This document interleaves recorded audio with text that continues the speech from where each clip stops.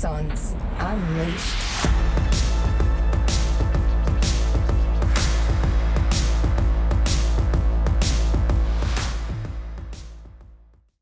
As ADF members and veterans, we see the world differently. In a world that tolerates and accepts subpar performance, understandably, we demand more. With over 100 years of military service across all three services inside the wire at Axon, this podcast will give you access to Australia's most successful veterans and thought leaders in the elite performance and property space.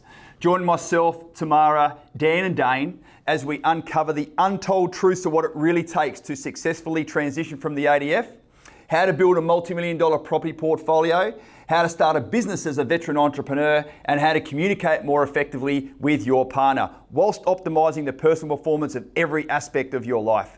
As a veteran that served personally over 24 years in the military, I'm Robbie Turner. I'm the CEO and founder of Axon Property Group. Welcome to Axons Unleashed. G'day everyone, my name's Robbie. Welcome to episode 1 of season 2, Axons Unleashed. I'm here with Dan, I've got Tamara, and we've got a special guest in with us today, Dave Simpson. Buddy, welcome. Hey, thank you. It's great to be here. Yeah, good to see you, mate. So I guess today's going to be a great little introduction to, you've got a fantastic story, and I guess I just want to give everyone an introduction to how we met. How we sort of came into each other's lives. So we sort of go through that first, but then I want to wrap back around because many of you don't know that Dave was the military working dog handler for Sarbi. So there's a bronze statue up at Warner Lakes. Sarbi's now resting in peace down at the War Memorial. Yep, great little display down there that everyone can visit. Yeah, fantastic, mate. So we feel honoured and privileged that you not only wear an Axon shirt every day as one of our sort of highly valued employees, but you've got a fantastic story and you're a bloody great war veteran, and I can't wait to share it with everybody. Thanks, man. I'm really keen for this one because even just hearing how it all began with you guys, because it just feels like you've been in our life forever. I don't know. It doesn't really feel like there was a beginning. Yeah, that's right. It's it has been quite an extended time frame, and even before that, though, Robbie and I worked very closely together in separate units within just a few hundred metres of each other, but we didn't actually meet until later on. Yeah. It's funny that when there's like 700 blokes on an SOTG rotation goes over, like in and out anyway, you're like, oh, do you know Jono? I'm like, no, mate, I've never heard of him before, actually, so. you always go, oh yeah, is that brown hair, short haircut? And they go, yeah. Pretty fit. Not him. No. So tell us then, Dave, tell us a story, start us off. How did you first come across, because I know it was one of your work colleagues that sort of come along to a free property investor training event in Sydney or something? No, actually, one of my work mates actually discharged from the ADF and started working with the company that you were working with at the time. Yes. So for me, the reason that I actually went and engaged with that company then and then met you was because I'd already deployed a couple of times, bought a couple of properties previously, and then I was sort of lucky that my purchasing and deployments were aligned so that I was able to buy properties when I was back home. But this third time, I was actually deploying at the same time that I was ready to buy another investment property. So I needed some assistance there. I wasn't able to do it all myself. So that's how I engaged with you and the company there. And basically was able to do exactly what we're doing now with all of our clients and be able to buy an investment property whilst I was deployed. So I remember that actually. So we did a Zoom call. It might have been Skype call back then. There was no Zoom. What years are we talking now? 2014, 15? That would have been about 2013. Yeah, 2013. Well, shit. Well, that was. Well, I didn't really start with that other firm until like maybe June, July. So mate, you were even probably one of my first clients even. Dan, you weren't too far behind, I've got to say. Mate, I'm pretty certain that you were really, really, really learning the ropes when we first interacted when you were in the property world. Oh, yeah, for sure. He was still putting printouts on the tables and tucking in chairs. I was the junior burger for sure. Yeah. So I remember sort of sitting there with the Skype call with yourself and Kira, and we sort of unpacked it all and said, righto, what does your portfolio look like now? And how can we put a plan together and a timeline? And I guess one of the things that we've been able to replicate really, really well, Tamara and gents, you would agree, is that no matter whether someone's going away on deployment or on a ship or on an extended period away, the show doesn't have to stop as far as creating wealth with your life. You can just hand it over to your mentoring and coaching team and shit can happen whilst you're away. Yeah, exactly right. It's a unique position that we're in to be able to provide that service. Yeah, awesome. Noting RT just sort of said, hey, we sat down and unpacked your portfolio. Can you just give us a bit of a rundown as to where you were at that point in time? Because you weren't sitting there like a 20-year-old dude that's just been on deployment came back with $70,000 in the bank for very first time. You'd already started your journey. So can you just give us a rundown of how you'd done that and where you'd been so far? Yeah, that's right, and it's not always a good news story as well. My first property was through another company. Unfortunately, I didn't do enough due diligence on them, and as it turns out, they also owned the land. They also were the broker and everything like that as well. They had their fingers in many pies. And they took all the fees associated with all the different elements there as well. And unfortunately, that property did not perform for me as well. I paid about $330,000 for it. I only just offloaded it this year, actually. I held on to it. A little bit of hope, living on a bit of hopium that it would come good, but it did not. So offloaded that with a bit of a loss. Managed to purchase another property after that one in one of my periods there between deployments. That one actually performed extremely well. I bought that one in 2011 in Sydney, just before it took off there. So I started doing my own research and everything there, and found a good location and a good property there.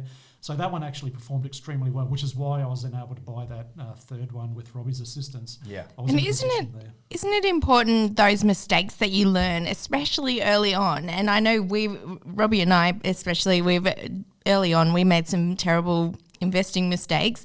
But you learn from those really quickly, rather than if you have such a success story from the get-go, you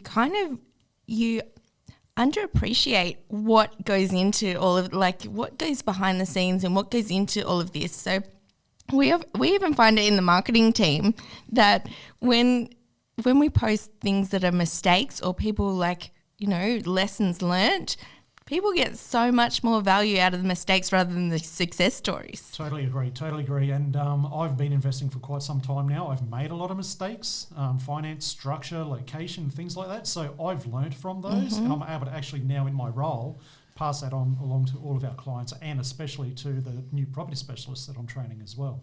Yeah, it's so important that we don't sort of stand on ivory tower and go shout from the rooftops, "I've never made a mistake in investing. Follow my way." Yeah, it is important that we do learn from those mistakes. Yeah. So got to have that humility, and the biggest part of all is actually learn from those mistakes. Don't just put the blinkers on and go, "Oh yeah, that won't happen again." But actually learn from them and grow. Yeah, and I actually find with our clients some of the most, I call them dangerous clients, because they've had a crack themselves, maybe accidentally bought in their own backyard and gone, "I'm a property mogul. I know exactly what I'm doing." And it's like, mate, you literally got a little bit lucky in choosing the location that you grew up in your backyard. You're not borderless in your mindset. You haven't managed your risk. You haven't taken it to the next level.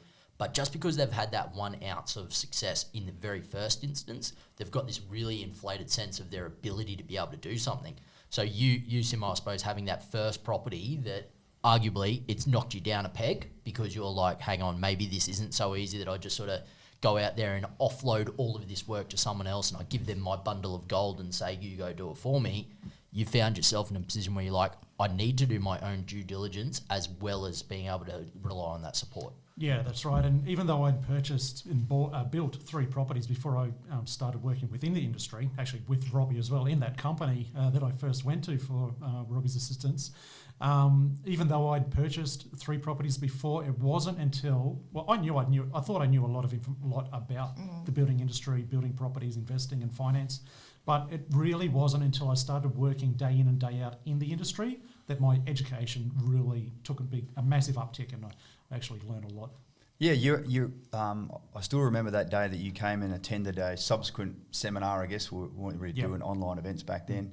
Facebook Live didn't exist, certainly. So a seminar, and you'd already come along, and then you sort of sat at the back, and it's almost like you did like ran a pink over the session as far as that goes. And then you sort of gave myself and the other owner of that firm some really good feedback about, when you say this, it comes across this way, or would you improve this way here? And went boom, boom, boom, boom, boom.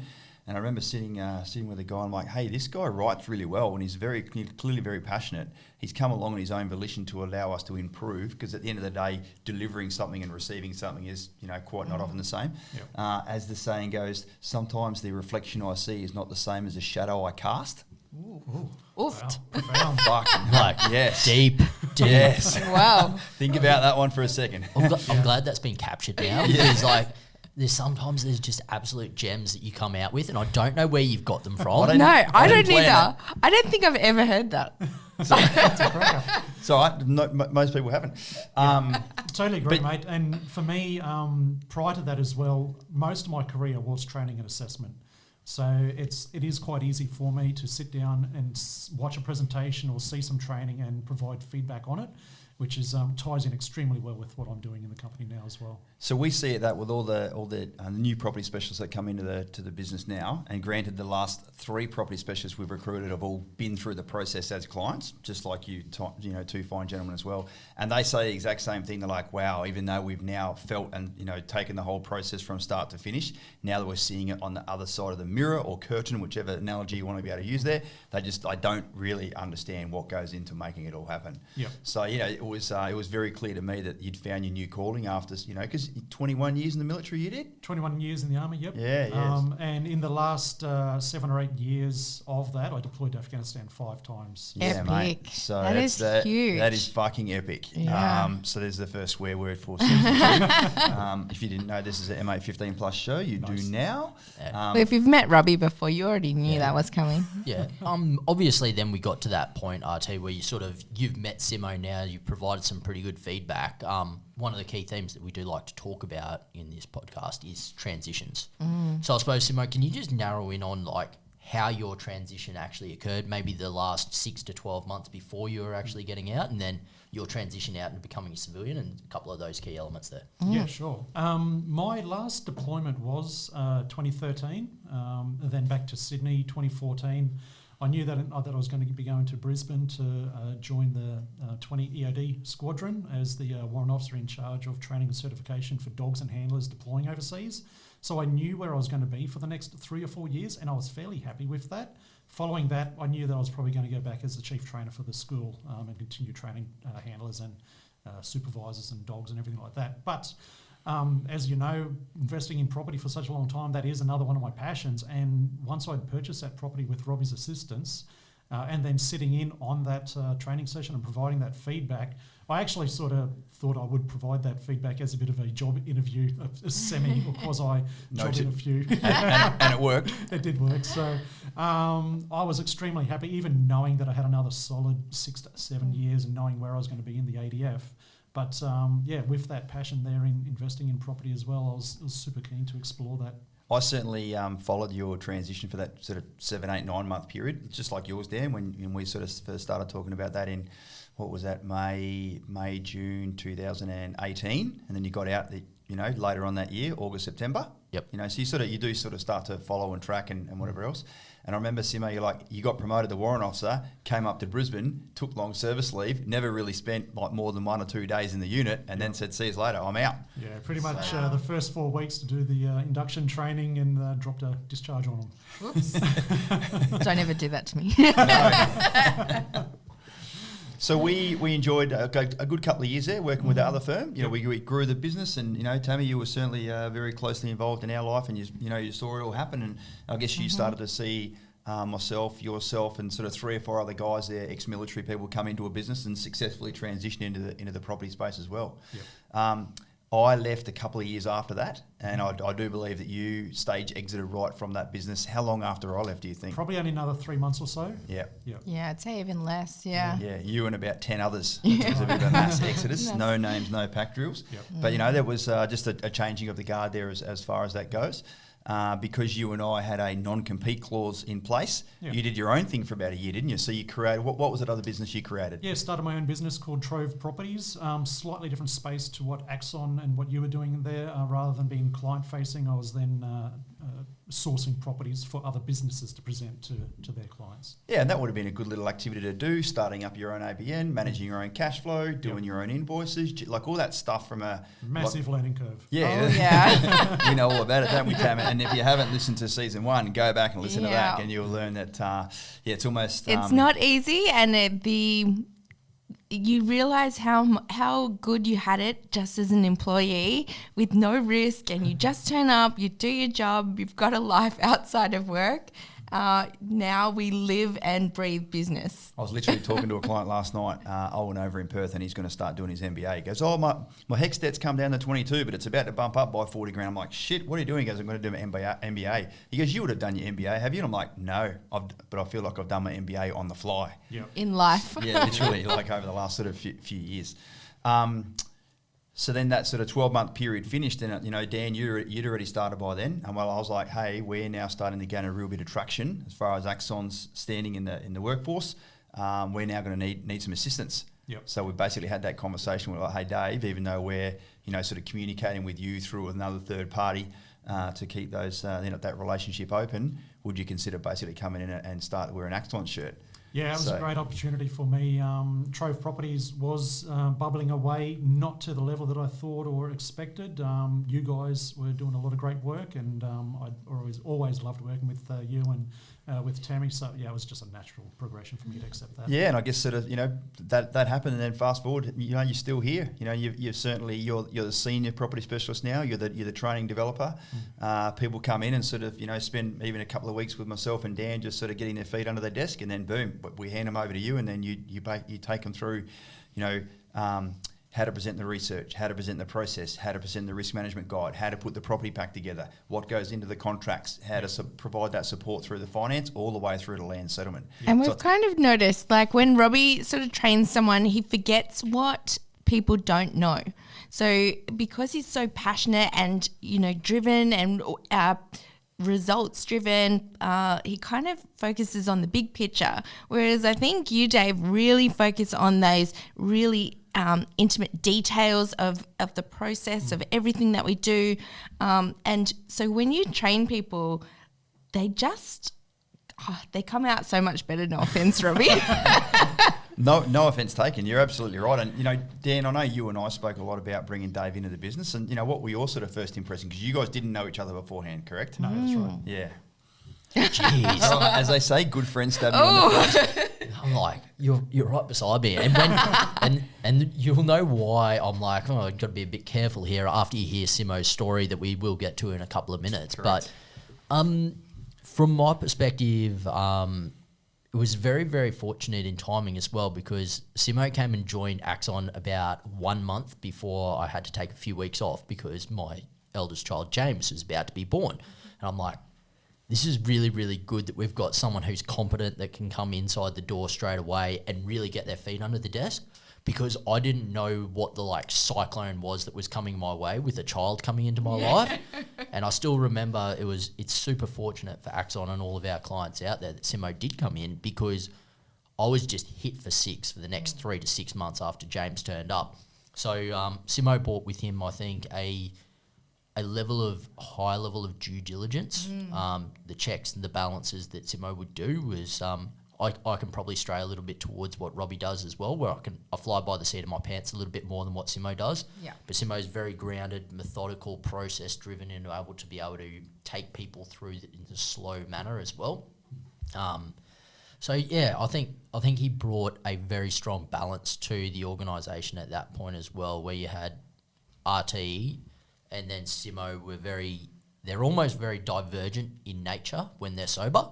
After Simo's had a few beers, then they become much closer in nature. But from a day-to-day basis, you had this very passionate, driven, headstrong person in Robbie, and you had Simo as a very strong grounding at that point in time as well. So they've really counterbalanced each other quite nicely at that point. Fucking well said. That Yeah. was an excellent response. Yeah, Dave, there you go. It's nothing to be scared of there. We've kind of gone into this in some of our quarterly planning is visionary and integrated balances throughout the business, and we've definitely got a good mix of those two.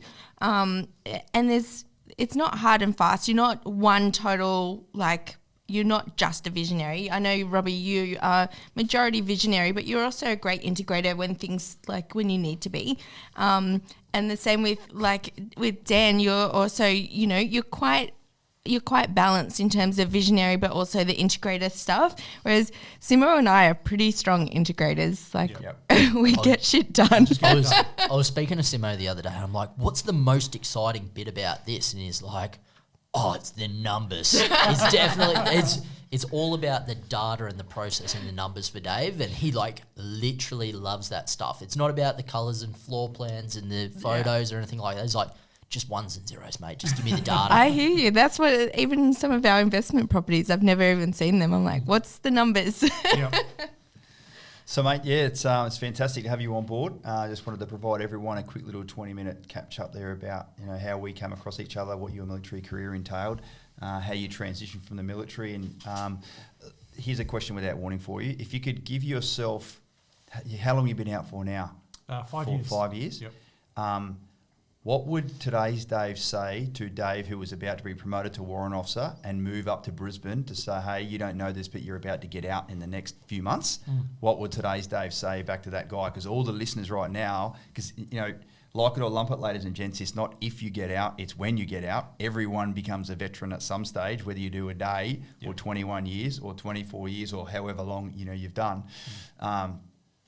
So I guess, let's start to provide a bit of the real-time, off-the-cuff advice. Here's me flying by the seat of my pants again, Dan. Not sticking to the script. Standard. But hopefully everyone's going to find this valuable. Yeah, what would today's Dave say to Dave 5 years ago? Yeah, knowing what I do know now, and knowing that I had a very easy additional 6 or 7 years in the ADF, knowing where I was going to be, but knowing the opportunities that are out there now as well, and thankfully getting involved with veteran-owned businesses has been very beneficial as well. For me, it doesn't even feel as though I've really left the ADF and that culture. Same here. I've joined. Terry has joined. So I would say for the people, if you're even thinking about it, pretty much the decision's already been made for you, I guess, in your own mind. So just take the opportunity, grab it with both hands and run with it. I'd also say, the older you get, it's kind of harder, the opportunities that are going to be out there as well. So unless you see a really long career in the military, I'm kind of thinking, and this is so non-politically correct, I'm guessing, but, the opportunities out there in the workforce, in the corporate world, definitely get lower. And I don't know, you're not going to go out there and become a brickie at, 45. No way, no. Definitely not. We drive past build sites all the time, don't we, Dan? I'm like, fuck, I would hate to be a brickie. Look at those bastards out there busting their chops. Like, thank you. I wasn't even But with bless Robbie those people because they're building our houses. We love them. Bless their cotton socks. I was actually driving past the site the other day and I had to ring Robbie and I'm like, mate, there's brickies in front of me. You'd love to do this. He said to me, he goes, what would you prefer? Would you prefer to be a labourer? Because Tamara and I don't have any children, for the record, together. Would you like to be a labourer or have a bloody child? I said, mate, I'd rather have twins than fucking go out there and be a labourer. And that's saying something. That is saying something. But you know what? I busted my ass when I was a young bloke. Like, I remember, going down to bloody Puckapunyu and doing fire and movement as a 17, 18, 19-year-old, having to dig a shell scrape every single position we went to, and then fucking fill it in before you had to leave again. And it would have been on shell scrape. It wouldn't have been on nice soft soil. No. This is down in Pucka. I've done my fucking fair share of digging holes and living in pits and fucking putting up revetting and crap. Yep. I've only been cancelled. I've only been camping with Robbie once, and that shall be the last. That was the last. Hey, so speaking about military stuff, so that's great advice there. I guess what I would also add to that, you would agree, the earlier you can plan, the better. Yeah. So, like you said, once you actually start thinking about getting out, that decision's already made. But I would say also, and you said before, you were happy to do another 6 or 7 years in the military. In my opinion, don't view transitioning from the military as a last resort. Because if it doesn't work out, you're going fucking back into the green, the blue, or the dark blue. I've seen that with a few of my friends numerous times as well. Yeah, 100%. And there's nothing wrong with going out and dipping your toe in the water and then getting back in again. Maybe that's a perspective. Is defence pretty, I guess, are they pretty forthcoming with if you wanted to take leave and try something out? Are they pretty open to that, or is that something that they should be more open to? Or I'm not sure about taking leave to try something else. You can take leave without pay. What you do on that leave generally still has to be in line with. Yeah, you still need to get a little bit of authority from your chain of command. But I mean, like, defence is good out there. There are lots of opportunities that are available as well where they can go out there and you can, whilst you're still employed by defence, go and gain experience in the corporate sector as well. It's very specific programs, by the way, ladies and gentlemen, so you need to go and do your proper application process to be able to do this and then still be able to, because defence wants to be able to bring some of those skills back into the defence force as well. So from my perspective, when it comes to defence, I don't even think it's a one-way street. It's like you do defence, then you go out and become a civilian. It's like maybe you go become a civilian and then you go and join defence because you're going to be able to bring those skills either way as well.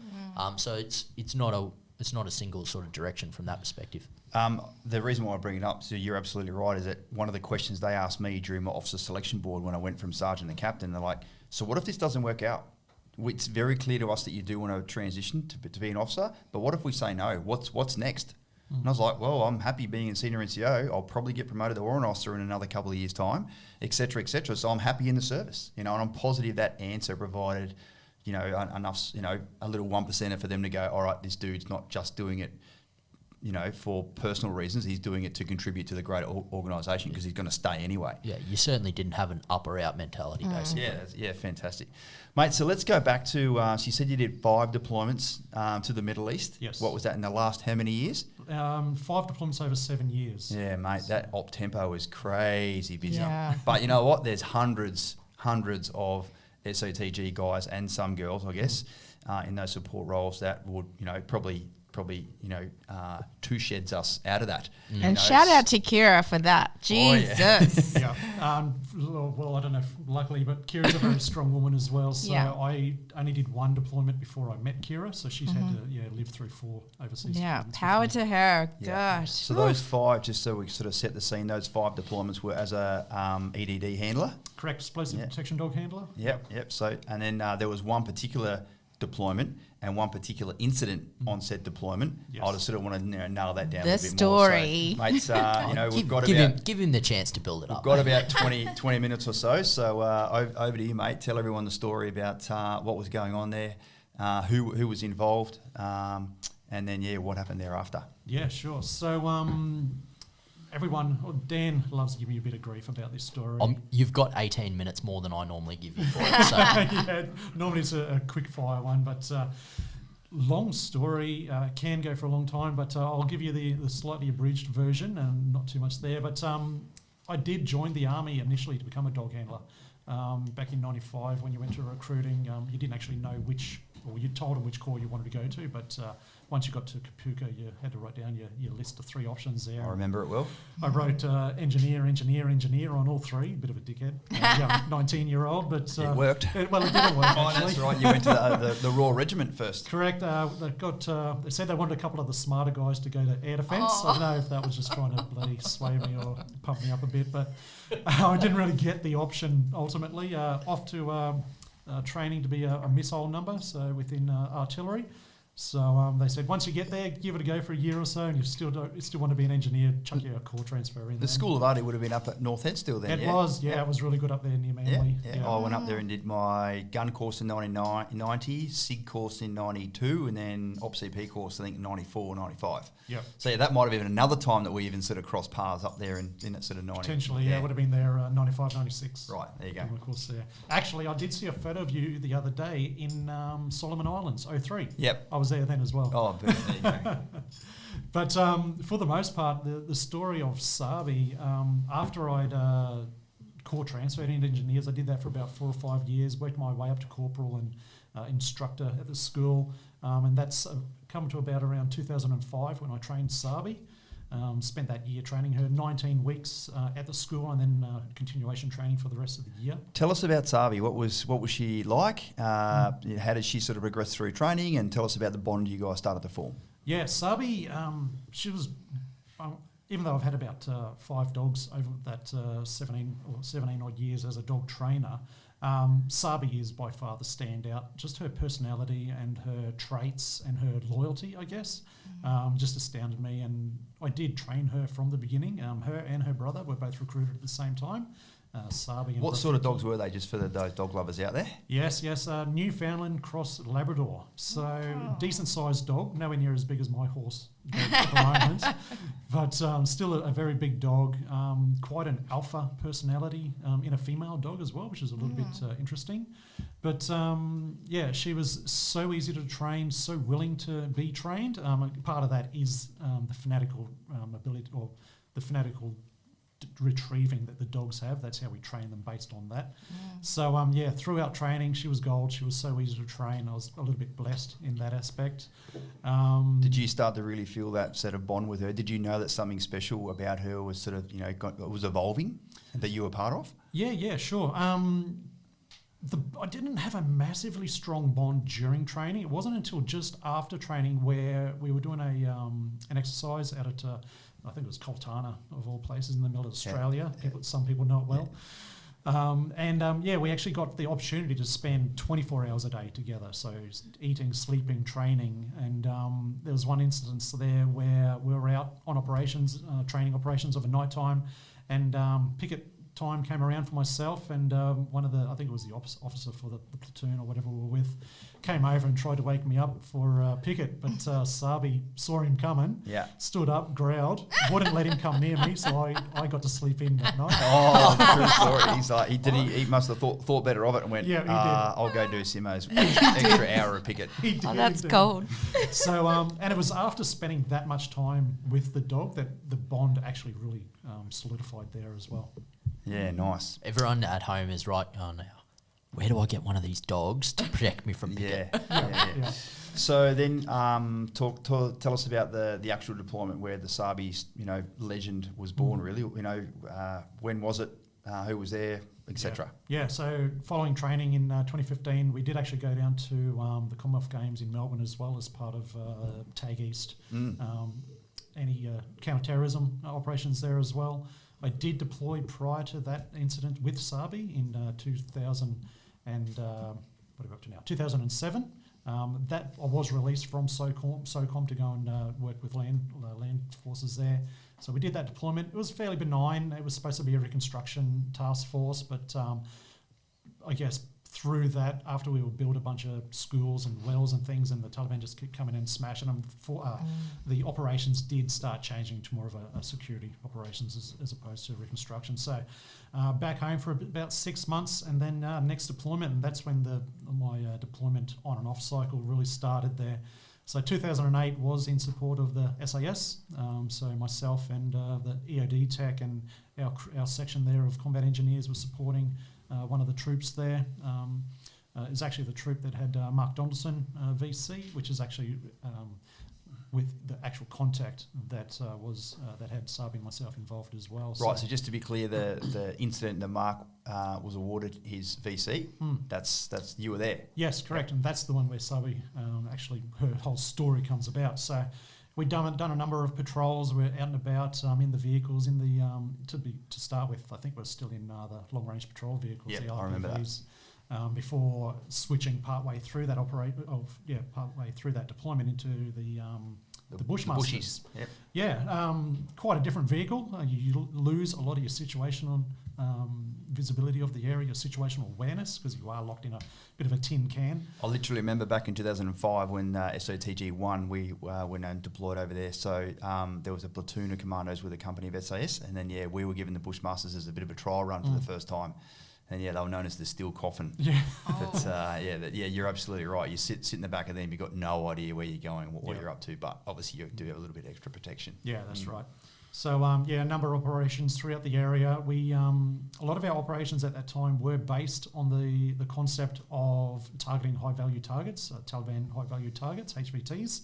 So the INT guys would spin up the INT for us, and then at that point in time we were using the helicopters again. So short notice moves, so we'd know that we were on that day. They'd get a ping of where someone was, we'd get called in for a briefing, and then within about 15 or 20 minutes, we'll sit on the helicopters flying out to try and grab them. The TST, the time-sensitive targeting. How is Sarbi on helicopters? I was just about to ask that question, yeah. She was good. She was good. She didn't mind it at all. She jumped on, no problems. We had little doggles for the dogs as well, so like just to protect their eyes. She wasn't too keen on them, so we didn't wear them too often.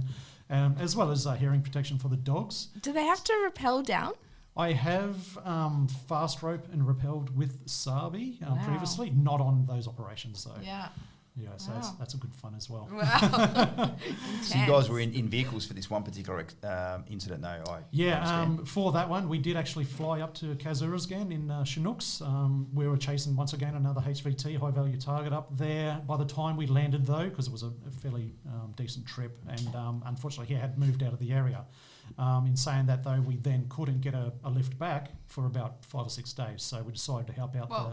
We actually landed at one of the US bases, up there at Anaconda, which was the US Special Forces. Very famous base. Yeah, so they were actually going through a bit of a phase where they'd been in quite a few contacts and they'd lost a few people, so they were happy to have the support there, which actually enabled them to get out on the ground again and do a few patrols and do a little bit of hearts and minds stuff with the locals there as well. So a little less hearts and minds on our part, so we just started doing some more patrols, did a few very successful night patrols, and then we had a bit of a patrol one very early in the morning. We went out and managed to actually have a very successful patrol there, taking care of quite a few Taliban, if you get the meaning.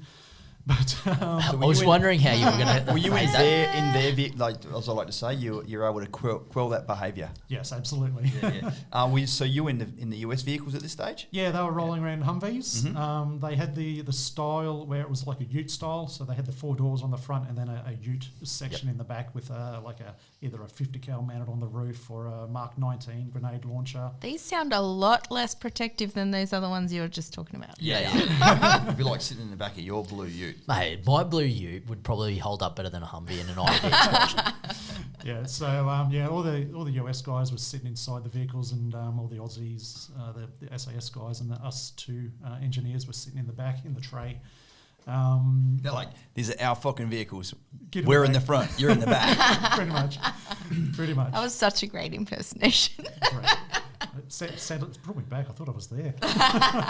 So we had a very successful mission that day. We decided to replicate it, heading out in a different direction.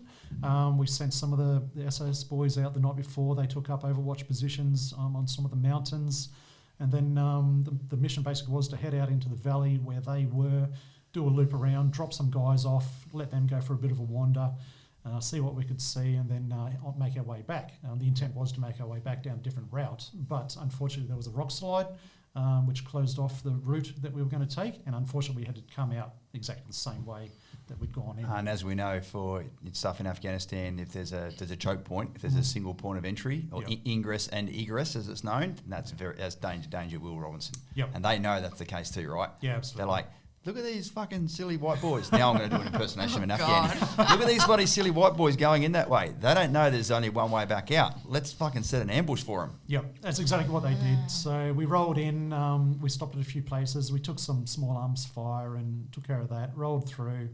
They tried to come at us from a certain direction, but the Overwatch with the SAS boys took care of those guys, and then on our way back, identified that we couldn't go back out the way that we wanted to and had to come back out through that same valley. So that's pretty much when it all kicked off, and things started to get a little bit exciting. Funnily enough, we have ICOM radios, so we can hear what they're talking about. And funnily enough, something that happened for the first time that I hadn't heard before was they generally just talk smack. They talk, we're going to get them. That's my impersonation. We're going to get them.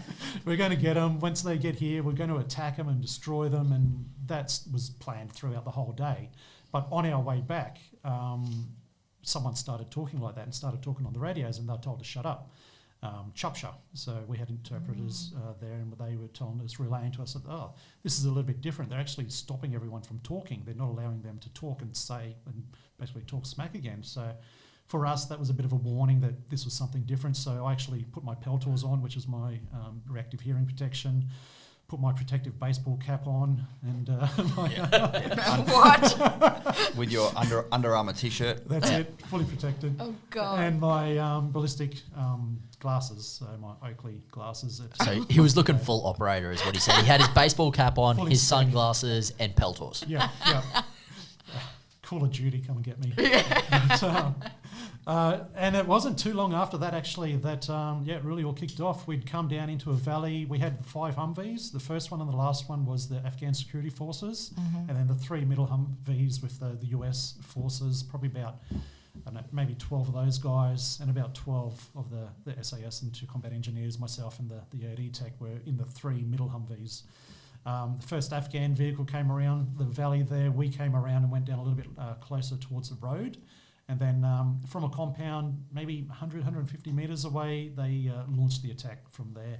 I couldn't quite pick it up, but it was either an RPG or a mortar that they fired, because there was the 2 crack thumps, I guess, the launch and then the hit, which was only about 20 metres to the rear left of our vehicle. So we pulled up stumps there. All of us obviously jumped out of the back of the Humvee, which was fairly open, took cover on the right-hand side of the vehicle, and pretty much just wailed on that area that had launched at us with the 50 cals. That's the technical term for return fire with a lot.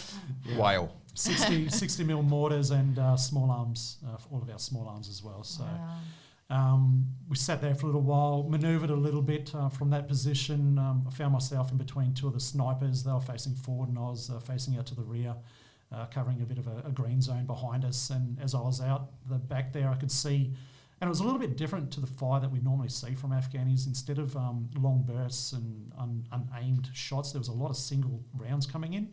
So it seemed like a bit of a different force that we're up against. Numbers bandied around was that we're up against about 200 Taliban in that battle. And how many of you were there? About 25 coalition and maybe 12 Afghan forces. Yeah, I don't think the doctrine for war mentions that ratio is ever going to be in your favour. No.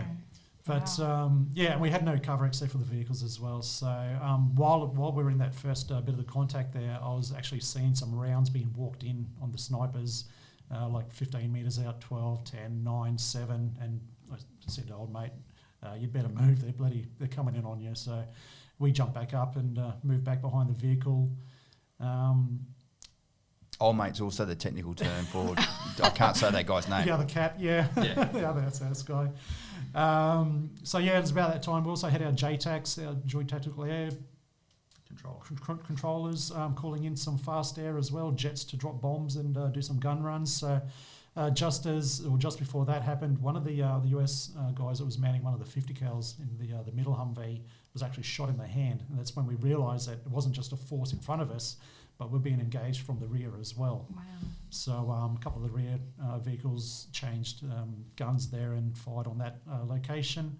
At about that time, we started moving again, and pretty much everyone had forgotten that there was an aircraft coming in to drop a 500-pound bomb on the compound. So, and that was only a couple hundred metres away, so fairly close air for that.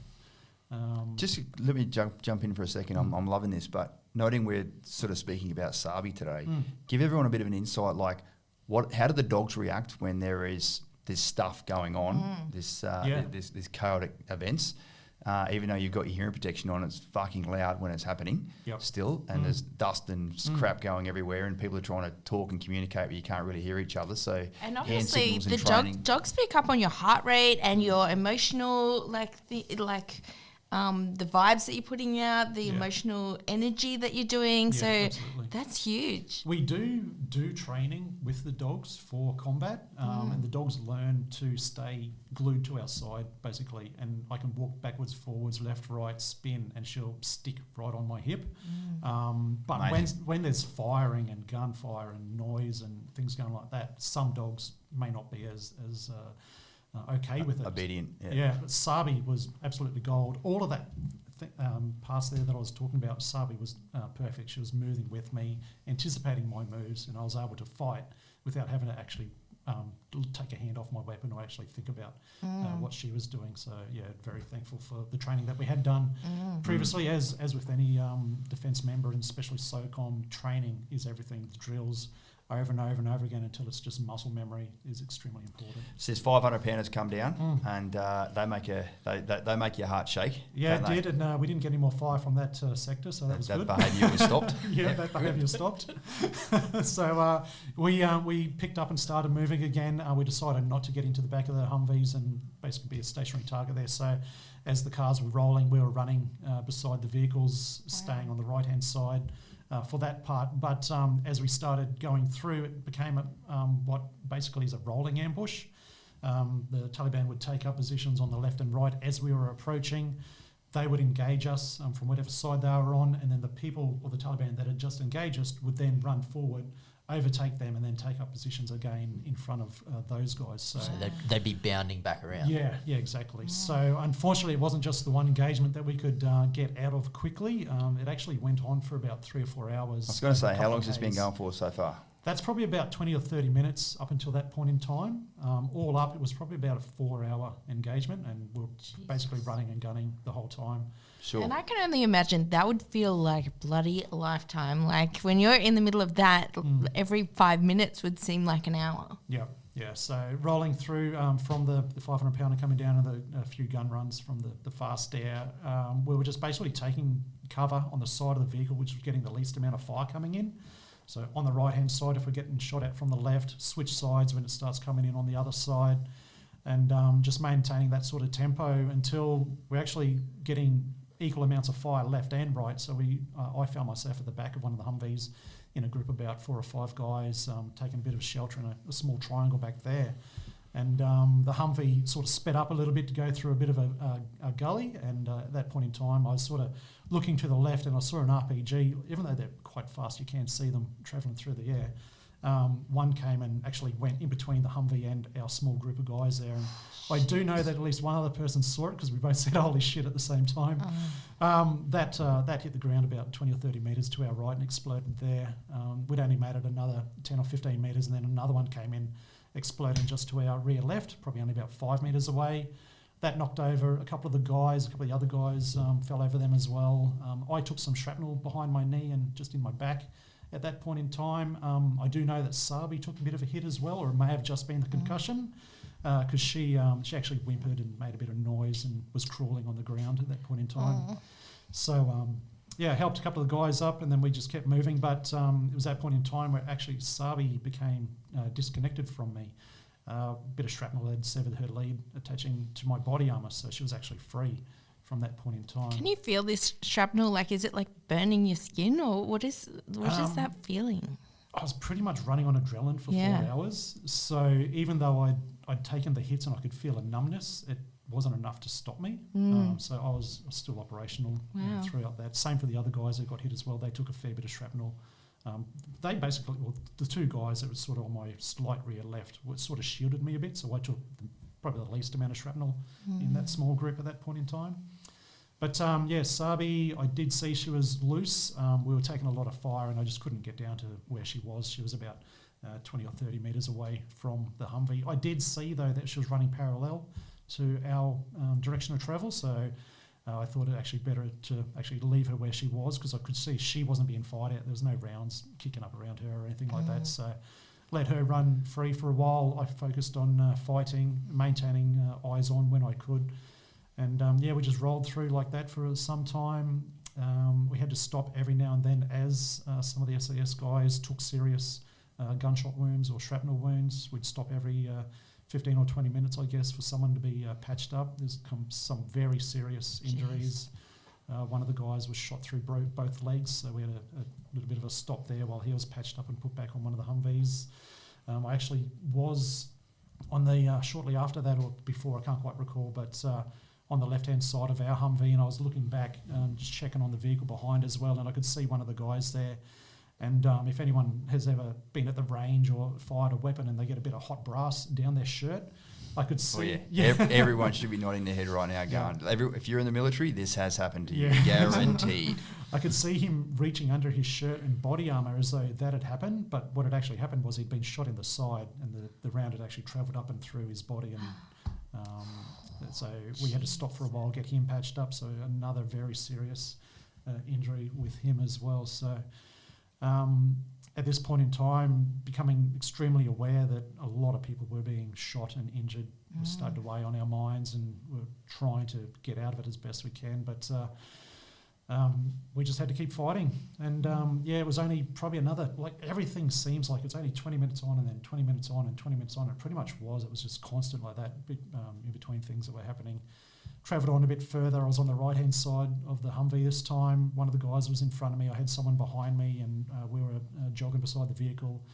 We copped a quite a large burst of gunfire, machine gun fire this time, so from the right-hand side. He was shot in the calf, in the butt, and I didn't realise at the time, but he actually took a shot in his ejection port on his rifle as well, which knocked it out of his hands. I thought I'd drop to the ground and to return fire, but later on, the guys actually, when they had to cut my pants off and I went to the hospital, they found a round in my pocket. Oh. So the bullet had actually hit the ground, so it was a ricochet. The bullet hit the ground and then hit me in the hip, dropped me to the ground, and the round actually fell in my pocket as well. So I returned fire into the little cave there, didn't get any return fire. And then I crawled backwards, which is when I found the other guy's rifle laying on the ground. So I kept crawling backwards, handed it off to him, not realising that it had actually been shot and was inoperable at that point in time. And from there... Bloody hell, mate, this is epic. Like, I'm sitting here like, whoa. I hope everyone's enjoying this, by the way. It's top stuff. I don't think you can't. Yeah. The funny thing, well, I don't know if it's a funny thing, but this was only one of many battles that I was actually involved in over the 5 deployments as well. This is just probably one of the more notable ones, to be honest. From there, he was able to get back up, and he actually, because of his injuries, pretty serious injuries, he jumped in between the bull bar and the grill of the Humvee, so he rolled the rest of the way, laying in the grill there.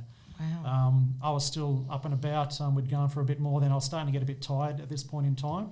Probably had been going for How about many- 2.5 Fair hours. enough too. Yeah, just a slight jog. Probably only been going about 2.5, 3 hours at this point in time. So I decided I was going to jump back up into the back of the Humvee and man the M240, which is like a 7.62 machine gun. Yep. And what was, so at the moment, like at this point in time, and you still had eyes on Sarbi as well? Yeah, still keeping visual on Sarbi. Could still see she was paralleling us and not drawing any fire down there, so I was pretty happy at that point in time. But climbing into the back of this Humvee, probably 20 minutes later again, unfortunately we had a couple of RPGs come in on the vehicle, one airburst. Well, I actually thought it was a... IED actually that hit us, because as I was climbing up, there was a massive blast in front of me which threw me off the vehicle. The guys behind us thought we'd hit an IED as well, but turns out it was more likely a couple of RPGs, one air bursting and one hitting the ground just at the back of the vehicle. So that picked me up and threw me off the Humvee, and that was actually one of the instances, or at that point in time as well, I did see the interpreter, Afghan interpreter, roll off the vehicle as well. He took a fair bit of shrapnel to the face, as did I. I could actually feel the blood this time rolling down my face. And actually, the funny things you do in combat, I checked my teeth with my tongue because I could feel I'd taken a blast to the face. So Not the teeth. So I ran my tongue over my teeth and said, oh yeah, they're not too bad. And then it's that point in time that actually Mark Donaldson, which is one of the notable activities for his being awarded the Victoria Cross, he came up at that point in time and helped the interpreter up. That's one of the points in time where he covered 50 or 60 metres to run out and help us. The help he gave me, though, was, come on, Simo, get up. Get in the fucking vehicle. Get back in the fight. So You'll be right. Yep. So I jumped back up and... That's called encouragement. Yeah. I don't think that was written on his citation. No. So I tried to catch the vehicle in front, but I was moving pretty slow at that point in time. The vehicle behind was too far back to go back that way as well. So everything that we're ever taught in battle is when you're in an ambush or you have no other option, turn and face. So I turned towards the enemy and went straight at him, but not to go and bloody engage hand-to-hand or anything like that. I did see a ditch beside the road, so I ran down there and jumped in that hole just to catch my breath and take cover for a short period. One of the vehicles, probably about 50 or 60 metres behind me, as they went past, they were providing covering fire, just shooting over the top to try and suppress. They said that they didn't call out to me because they could see just rounds just peppering the ground all around the hole that I was taking cover in. Unfortunately, that was actually the last time that I saw Sarbi as well. So back to talking about the dog. Sarbi actually got to within about 5 metres of me at that point in time. So close. Yeah, but one of the boys opened up with the 50 cal over the top, and for anyone non-military listening, it's a massive machine gun firing half-inch rounds. So they fired over the top. Sarbi wasn't impressed, and unfortunately ran back out of reach again. And I couldn't cover the ground towards her as she was heading back along the road and towards enemy. So at that point in time, it was one of the last vehicles coming across, so I had to make that extremely hard decision to leave her at that point in time and rejoin the convoy. So I had my breath there, so I legged it the 50 or 60 metres back up to the vehicles, rejoined, jumped back on the Humvee, and this was on one of the Humvees that the guy that had been shot through both legs had his stretcher on. They couldn't traverse the turret because he was stretched out in that position, so we were just taking up 5 positions from within the back there. My job from then on was basically to keep him awake. He wouldn't look at me though, and he later told me on that even though he was so banged up and I was trying to keep him awake so he just didn't go to sleep, he said, Simo, I just couldn't look at you, mate, your face was a mess. You'd be like, you should see yourself. Yeah, well, he's thinking, if that's what he looks like, holy shit. I didn't actually realise, even though I know that I'd taken a shrapnel to the face, I didn't realise that my face was that bad. But shortly after, a couple other guys jumped in the back as well, and there was nowhere for them to sit, so he sat on my lap, or on my knee basically. I no longer had ability to fire, and he was out of rounds, so I gave him my weapon to cover out the right of the vehicle. The other guys were shooting out the left-hand side.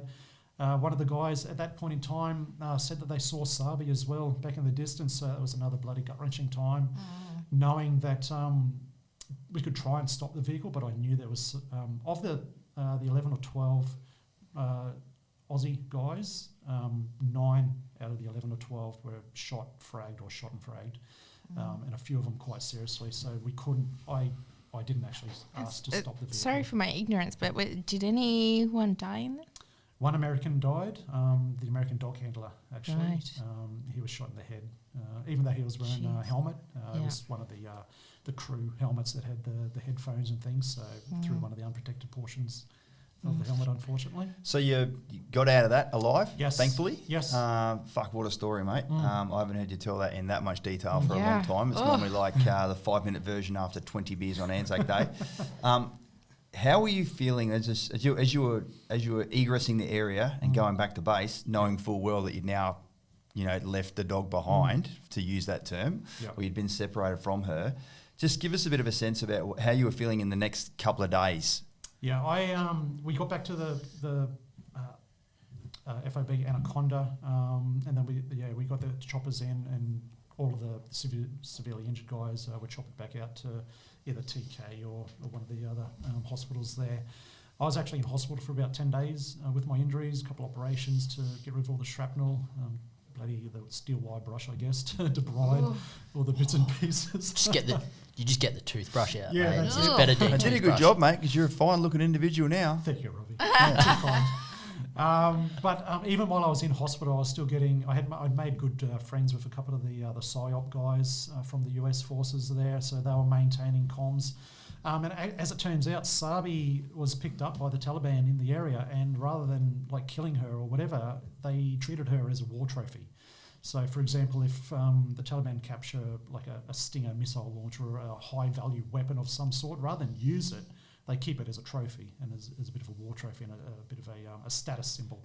So, they pretty much saw Sarbi as a status symbol, and they kept her, moved her around to the different wives, plural, compounds. And, so I was hearing about that while I was in hospital. So as soon as I got out of hospital, about 10 days later, I actually jumped on another Chinook and made my way back out there to see if I can help with the recovery. But funny enough, the US Special Forces guys actually had the Taliban commander in the area's dad in jail, and they actually made an offer to swap the dog for the father. Oh, wow. And they rejected it. They kept the dog. There you go. So He was worth nothing. He's like, bad old man. I don't want you back, Dad. This dog is way better. Yes. I like the trophy. Yeah, it was hard knowing that she was still out there, and that the mission we couldn't raise a mission to actually go out and try and recover her, as that was not our remit over there. So then it would have got to the end of your deployment. You're on the way back home, and Yep. she still wasn't with you. Correct. Yep. So I stayed on. I didn't go home after that. I stayed on and did a lot of the biometric enrolling and all that sort of stuff. There, which is actually where I met Damo, which is Yep. another one of our bloody champion employees. Yeah.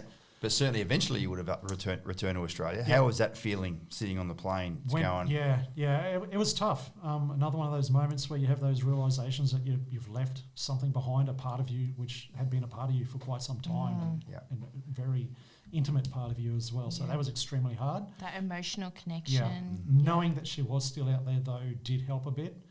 And it wasn't until about 14 months later. I was going to say, take us to that bit. We're sort of wrapping up now. So in the long interest of time of being in comms with those guys there, hearing that she was dead, hearing that she was alive, hearing intel that she was at this location. And then eventually, 14 months later, they were on the US guys up there, the US Special Forces, because their rotations are so much longer, they actually retain the information that was there. They were just doing another patrol and hit on a compound, finished the hit, and then saw this big black dog sitting in the corner, and thought this might actually be Sarbi. Gave her a few words of command in English. She responded, and then they grab this dog. Let's take her home. What a It's just for recall. background, like because dogs don't exist in the Afghan community. Like there's very few of them anyway, right? They do to a certain Slum degree. dogs. In they're pack dogs, or not pack dogs. I guess they're the dogs they keep out on the farms and in their but they're not kept areas as there. pets. They're not kept in the same way we No, would do it. no, they're just a commodity and a bit of a protection for the flocks and things like that. I have seen some small fluffy dogs over there. Funny enough, though, that was quite a. So I how don't would, wanna how know. were you notified that she'd been recovered?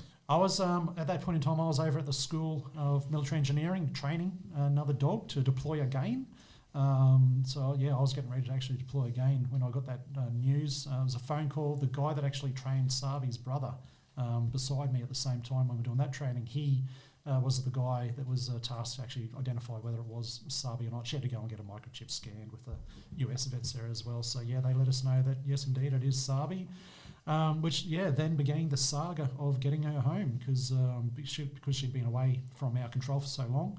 We had to go and basically jack up a new quarantine plan to get her home. They would have a lot higher risk than, I guess, especially being in those kind of areas like rabies. Risk or of rabies, So she eventually made it back into your arms, mate. Tell us Yep. how that felt. Yeah, that was amazing. I actually deployed again, saw her overseas again. Yeah, And, that's what I was going to ask. Whether yeah. because you were about to go over again, was she Yeah. there waiting basically when She you got was, yeah. I got to see her again when I deployed again and took her out for a few training runs, and I thought she was actually working better than the dog that I had there at that point in time. there? No reflecting on the trainer, No, right? of course not.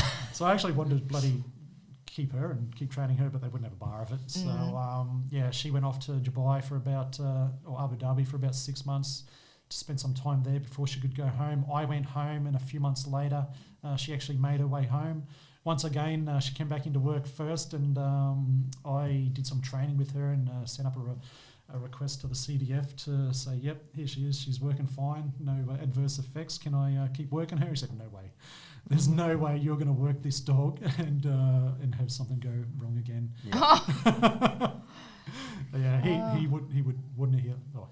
He'd be out if something happened like that. So she got to come home with me. That was about 2014, 2015. So when you say home with me, Yeah. home with you at home, Yes. not at the barracks. Yeah, Like when yeah. you finish work, she goes home with you. Yeah. Yeah. So she got to come home, spend the rest of her time there with me and my wife Kira as a pet dog. And So good. Retirement village of the king of dogs, I'd say. Well, we got to meet her there, yeah? We Yes. ran and saw Dave and Kira when you're living in that place at East Brisbane. Yep. Yeah. I didn't realise the significance Yeah, of right. said puppy at Yep. the time. Mate, it's bloody amazing. Yeah.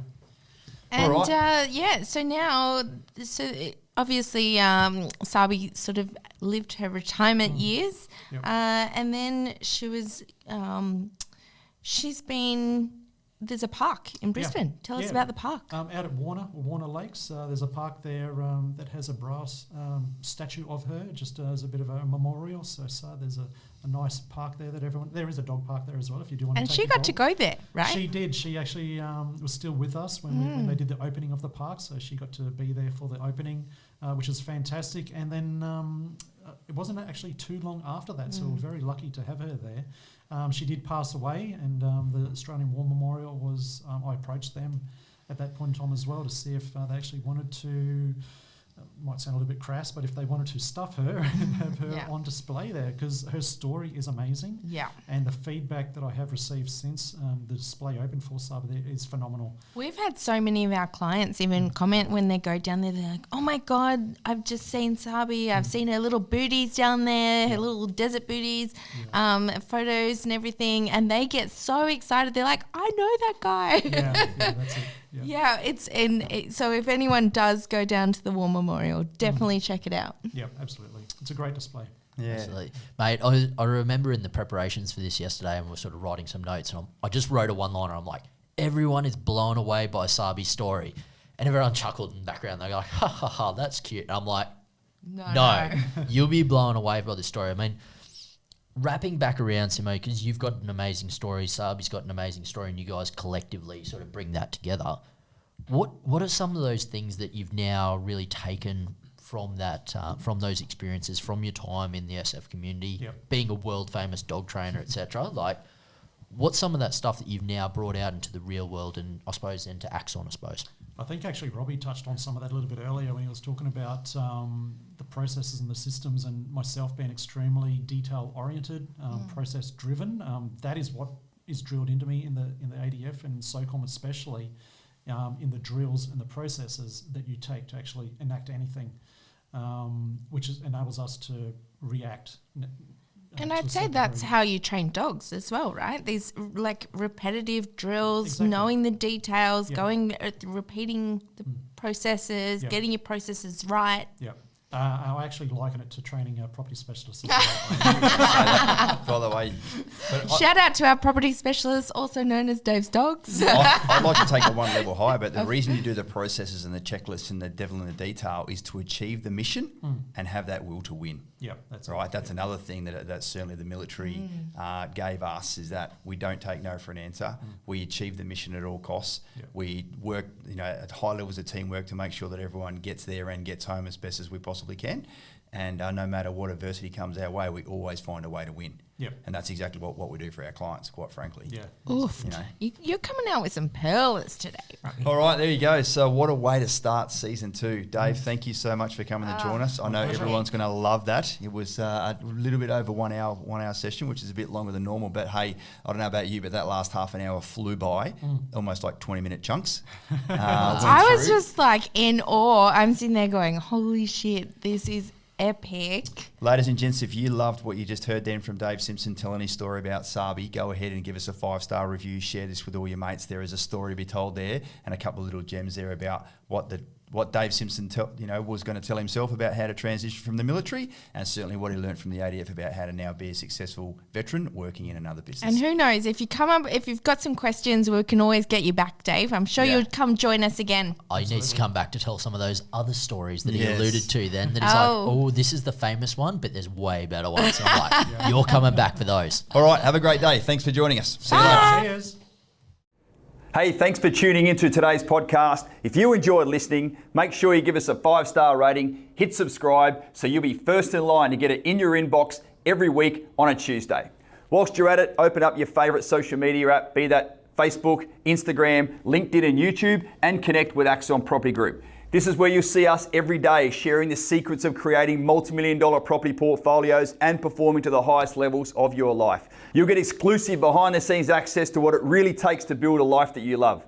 You'll also discover how to secure your financial future as an ADF member or veteran, and I assure you your future self will love you for it. Thanks again for listening, and that's a wrap.